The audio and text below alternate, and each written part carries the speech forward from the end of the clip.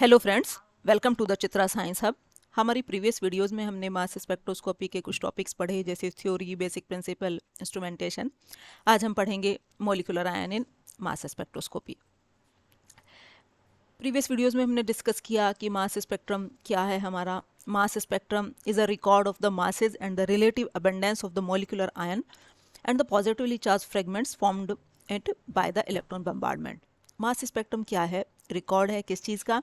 Masses और relative abundance of molecular ion या positively charge fragments.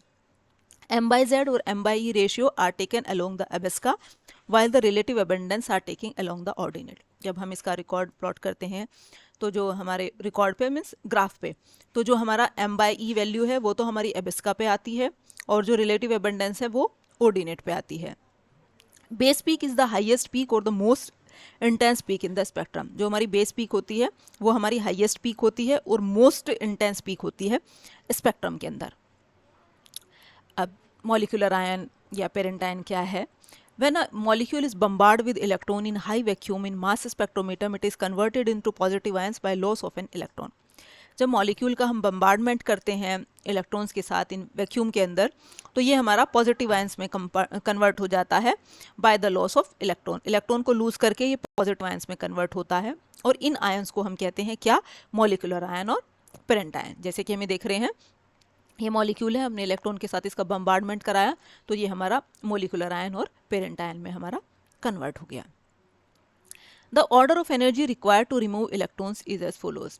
अब उसके अंदर से, मॉलिक्यूल के अंदर से इलेक्ट्रॉन जो है रिमूव करने के लिए जितनी एनर्जी की रिक्वायरमेंट है वो एनर्जी हमें किस मॉलिक्यूल के लिए कितनी एनर्जी रिक्वायर्ड है उसके लिए हमने सब मॉलिक्यूल्स को एक सीक्वेंस में लगाया।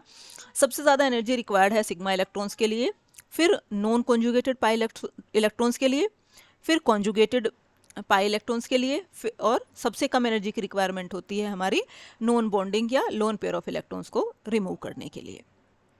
अब in general the relative abundance of the parent peak decreases in the following order. जो हमारा मास स्पेक्ट्रम में जो हमारी पीक्स आती हैं, पेरेंट्स पीक आती हैं, वो हमारे हर मॉलिक्यूल की अलग अलग आएगी।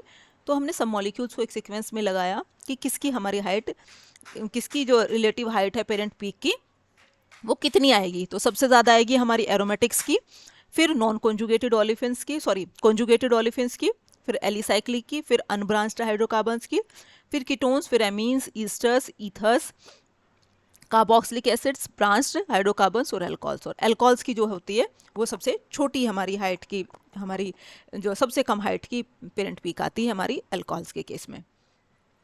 अब क्या इंपॉर्टेंट फीचर्स होते हैं हमारे मॉलिक्यूलर आयन पीक के?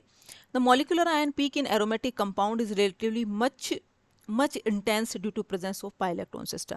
जो मॉलिक्यूलर आयन पीक होती है एरोमेटिक कंपाउंड्स के केस में वो हमारी ज़्यादा इंटेंस आती है, ज़्यादा इंटेंस पीक मिलती है। क्यों मिलती है? पाई इलेक्ट्रॉन्स की वजह से। Unsaturated compounds give more intense peak as compare to saturated और पाई मॉलिक्यूल। अब हमारी जो सेचुरेटेड कंपाउंड्स के अंदर भी ज़्यादा इंटेंस पीक आती है एज कम्पेयर टू सेचुरेटेड और साइक्लिक कंपाउंड। इनमें भी क्यों? चूंकि अनसेचुरेटेड कंपाउंड के अंदर अगेन हमारे पाई इलेक्ट्रॉन्स होते हैं। Next, the relative abundance of the saturated hydrocarbon is more than the corresponding branched chain compound with the same number of carbon atom.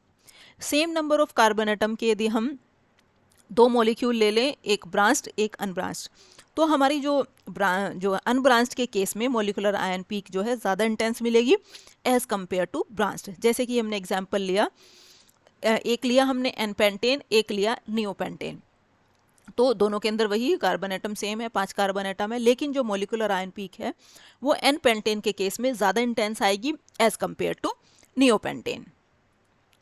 Next, absence of molecular ion peak in the mass spectrum means that the compound is highly branched to tertiary alcohol. यदि molecule के अंदर हमारी molecular ion peak नहीं आती, absent होती है, तो ये क्या शो कर रहा है कि या तो हमारा कंपाउंड बहुत ज़्यादा हाईली ब्रांच्ड है या वो हमारा टर्शियरी अल्कोहल है। अब हमारे चूँकि हमने भी पढ़ा कि अल्कोहल्स के केस में हमारी उनकी हाइट सबसे कम आती है, तो टर्शरी की तो आती ही नहीं है और प्राइमरी और सेकेंडरी की बहुत कम आती है, बहुत स्मॉल आती है। Next, conjugated olefins shows more intense molecular ion peak as compare to corresponding non conjugated olefins. Conjugated olefins के केस में हमारी ज़्यादा इंटेंस मॉलिक्यूलर आयन पीक आती है as compare to non conjugated. क्यों होता है ऐसा? चूंकि कॉन्जुगेटेड ओलेफिन्स जो होते हैं ज़्यादा स्टेबल होते हैं as compare to non conjugated. Next, in case of chloro or bromo compounds, isotope peaks are also formed along with the molecular ion peak. Chloro और ब्रोमो कंपाउंड्स के केस में यदि हम देखें तो हमें आइसोटॉप पीक्स भी मिलती हैं मोलिकुलर आयन पीक के साथ साथ. अब जो सब्स्टिट्यूएंट होते हैं NH2OH OR, यदि ये हमारे एरोमेटिक कंपाउंड के साथ लगे हुए होते हैं तो हमारी जो है उसकी मास स्पेक्ट्रम में जो हमारी पीक आती है में वो उनकी जो रिलेटिव अबेंडेंस आती है वो ज़्यादा आती है, बढ़ी हुई आती है. इंक्रीज ये सब्स्टिट्यूएंट जो होते हैं वो रिलेटिव अबेंडेंस को बढ़ा देते हैं. दूसरी तरफ यदि हमारे NO2CN मतलब जो हमारे इलेक्ट्रॉन विड्रॉइंग सब्स्टिट्यूएंट हैं यदि ये लगे हुए हैं तो ये क्या करेंगे? रिलेटिव अबेंडेंस को कम करेंगे. तो मतलब यदि एरोमेटिक कंपाउंड के ऊपर हमारे इलेक्ट्रॉन विड्रॉइंग सब्स्टिट्यूएंट लगे हुए हैं तो रिलेटिव अबेंडेंस हमारी ज़्यादा आएगी. यदि इलेक्ट्रॉन विड्रॉइंग लगे हुए हैं तो रिलेटिव अबेंडेंस जो है उसकी कम आएगी. अब ये कुछ स्पेसिफिक पीक्स हैं. अब यदि हमारी uh peak at mass 19 always indicates fluorine. यदि मास स्पेक्ट्रम में हमारी 19 पे हमारी पीक आ रही है, मास 19 पे पीक आ रही है, तो ये क्या इंडिकेट कर रही है कि मॉलिक्यूल के अंदर फ्लोरीन है. इसी तरह से यदि 30 पे वो देगा तो ये क्या शो करेगा कि वो प्राइमरी एमीन है. The peak at masses 31, 45, 59 indicates the presence of oxygen as alcohol और ईथर. यदि हमारी 31, 45 या 59 पे कोई पीक आएगी तो ये क्या शो कर रहा है कि मॉलिक्यूल के अंदर ऑक्सीजन है. वो ऑक्सीजन इधर अल्कोहल हो सकता है या ईथर के फॉर्म में हो सकता है. इसी तरह से 33 पे पीक आएगी तो ये क्या शो करेगा कि मॉलिक्यूल के अंदर हमारा थायोल ग्रुप है. इसी तरह से 77 पे आएगी तो ये शो करेगा कि बेंजीन रिंग है. यदि इसी तरह से मास 91 पे आएगी तो ये क्या शो करेगा कि वो हमारा मोनोबेसिक कार्बोक्सिलिक एसिड है. अब क्या सिग्निफिकेंस होती है मॉलिक्यूलर आयन पीक की? Molecular ion peaks the molecular weight of the compound. Molecular ion peak क्या बताती है कि कंपाउंड का मॉलिक्यूलर वेट क्या है. That is m/z of molecular ion, क्योंकि जो हमारी m/z जो है हमारी मॉलिक्यूलर आयन है वो क्या है? उसका बेसिकली मॉलिक्यूलर वेट है. मतलब यदि हम ये कह लें कि जो मॉलिक्यूलर आयन पीक है वो हमारा सेम वही है जो हमारा कंपाउंड का मॉलिक्यूलर वेट है. तो जो मॉलिक्यूलर आयन पीक से हमें क्या पता चलता है कंपाउंड का मॉलिक्यूलर वेट क्या है. जैसे कि हम ये एग्जांपल लें C2H5+ का, इसकी m/e जो हमारी वैल्यू है जो पीक है वो 29 पे आएगी तो ये क्या शो कर रहा है कि इथेन का जो है मॉलिक्यूलर वेट क्या है वो 29 है और ये 29 ही होता है. तो ये था हमारा आज का topic molecular ion peak. Thank you.